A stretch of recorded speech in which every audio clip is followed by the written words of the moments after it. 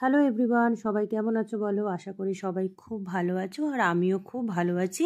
তো আজকের আমি তোমাদের জন্য যে এক্সারসাইজগুলো নিয়ে এসেছি সেগুলো হচ্ছে পায়ের এক্সারসাইজ বা অ্যাঙ্কেলের জয়েন্টের এক্সারসাইজ।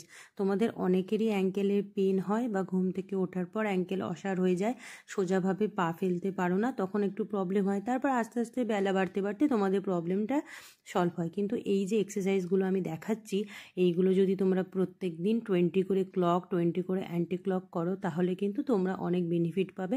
আর তোমাদের যে প্রবলেমটা হচ্ছে অ্যাঙ্কেলে, যেমন আমার মাঝে মাঝে হয় অ্যাঙ্কেলে পেন হয়, বা ঘুম থেকে উঠে ধরো আমি পাটাকে ফেলতে পারছি না, একটু অসাড় লাগছে বা একটু পেন হচ্ছে, তারপরে আবার এই এক্সারসাইজগুলো যখন আমি স্টার্ট করি তারপর আস্তে আস্তে কমে যায়।